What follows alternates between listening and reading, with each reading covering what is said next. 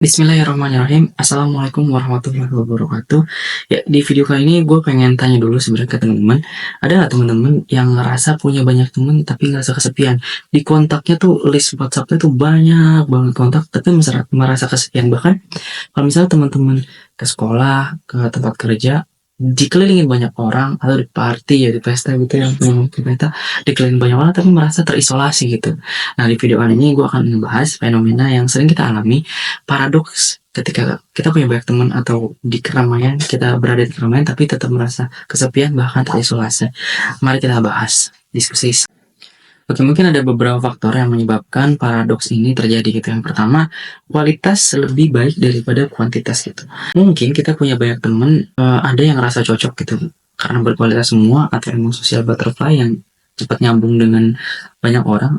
Ada juga yang enggak gitu, yang introvert yang mungkin lebih mengutamakan ada juga introvert yang lebih mengutamakan kualitas daripada kuantitas gitu. Ketika kita bertemu seseorang yang sefrekuensi dan obrolan itu berkualitas dengan apa yang kita mau gitu, dengan asumsi yang kita lontarkan, dengan persepsi-persepsi kita yang diterima dengan baik orang-orang itu akan lebih membawa kepuasan kepada jiwa kita gitu, membawa kepuasan kepada rohani kita gitu. Itu akan lebih baik daripada kuantitas yang mungkin dari banyak orang dengan karakter orang yang berbeda kita butuh serve, betul melayani mereka gitu, merasa harus baik di depan mereka, merasa harus menolong mereka gitu, merasa harus ya kayak people pleasure gitu. Itu akan lebih capek dan merasa mungkin itu yang membuat kita merasa terasing atau membuat kita terasa terisolasi ya di banyak kerumunan gitu, di tengah kerumunan orang. Nah, faktor berikutnya adalah kan ketika orang nggak terima gitu. Jadi pada saat kita ada di tengah orang, kita lebih banyak mikir kalau misalnya kita ngomong, itu mungkin lebih banyak nggak diterimanya gitu. Atau bahkan pada saat kita ngomong, orang tuh nggak peduli. Ketika saat kita curhat atau mengutarakan apa yang kita rasakan, orang tuh nggak peduli, nggak care, dan bahkan mungkin ada persepsi negatif ke kita gitu. Pada akhirnya apaan sih ini orang gitu. Nah, perasaan-perasaan seperti itulah yang membuat kita merasa terasing gitu.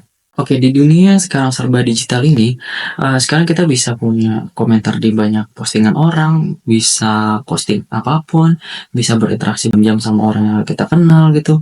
Tapi komunikasi yang terjadi itu mungkin dangkal gitu. Dan bahayanya di luar dari konteks ya, dan itu berbahaya ketika kita memberikan informasi-informasi sensitif. Nah, kalau misalnya dalam teori psikologi ada namanya social penetration. Ketika hubungan yang dalam itu tercipta ketika kita mau berbagi informasi-informasi yang sensitif atau informasi yang penting dari diri kita ke orang lain gitu. Begitupun sebaliknya, orang lain mau berbagi informasi sensitifnya itu ke kita. Nah, ketika kita sudah berbagi informasi sensitif, hubungan yang lebih dalam itu terbentuk secara alami gitu.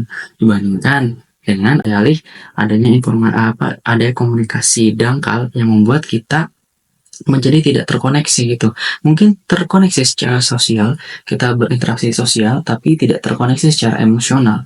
Itu yang membuat kita ketika bertemu dengan orang atau berada di tengah kerumunan atau berinteraksi atau punya banyak teman, tapi merasa tetap kesepian dan juga terisolasi. Atau berikutnya adalah merasa tidak diterima atau merasa tidak cukup baik untuk diterima gitu. Ketika kita misalnya bergabung dalam suatu kelompok, ada perasaan kekhawatiran atau kecemasan, ketakutan ketika ternyata kita hanya menjadi pelengkap, tidak menjadi sesuatu yang memang dibutuhkan, tidak menjadi sesuatu atau seseorang memang benar-benar diperlukan di dalam kelompok itu untuk melengkapi kelompok itu secara kualitas, tapi hanya menjadi pelengkap secara kuantitas, entah itu nggak enak atau mungkin kita dibutuhkan pada saat skill-skill tertentu aja gitu. Nah, ada perasaan tidak terima itu atau perasaan takut tidak terima itu yang membuat akhirnya kita merasa terisolasi atau terasing. Nah, faktor berikutnya mungkin kita juga terasa kehilangan jati diri gitu, atau dalam psikologi kita lebih kenal dengan identity crisis. Ketika kita kehilangan jati diri kita. Kenapa? Karena dalam lingkungan sosial kita cenderung untuk ingin menyenangkan orang lain, kita cenderung ingin untuk men-serve orang lain, melayani orang lain, kita cenderung untuk ingin memenuhi ekspektasi orang lain, yang mana nanti kita akan kehilangan diri kita sendiri, kita kehilangan originalitas kita gitu, origin kita hilang. Karena ketika kita ingin memenuhi ekspektasi orang lain, tentu kita akan berusaha menjadi sosok sesuai dengan apa yang diekspektasikan orang tersebut gitu. Dan ini sangat bahaya ketika kita merasa kehilangan diri kita di tengah keramaian, kita ingin memenuhi ekspektasi orang lain, ya kita akan merasa kesepian karena sejatinya kita kehilangan diri kita sendiri gitu. Mungkin faktor yang terakhir adalah cemas akan penolakan ketika kita gabung dengan kita menjadi diri kita sendiri, kita cenderung tidak diterima gitu. Apalagi ada role model atau orang lain yang terlihat ingin lebih diterima baik oleh si komunitas ini, oleh si suatu kelompok sosial ini gitu. Nah, ketika kita takut penolakan, ini juga akan membuat kita akan lebih menutup diri, menutup potensi kita gitu, karena terlalu minder dengan role model yang kita lihat yang sangat baik, yang sangat ciamik, yang sangat dielulukan gitu sosok itu. Sementara kita masuk sebagai orang baru, outlier, yang mungkin dengan pembawaan kita merasa akan cenderung ditolak dalam kelompok. Itu akan membuat kita merasa sepian dan terisolasi. Oke, jadi kesimpulannya kenapa kita merasa paradoks ini menghampiri kita gitu. Kenapa paradoks ini terjadi kita? Ya banyak faktor.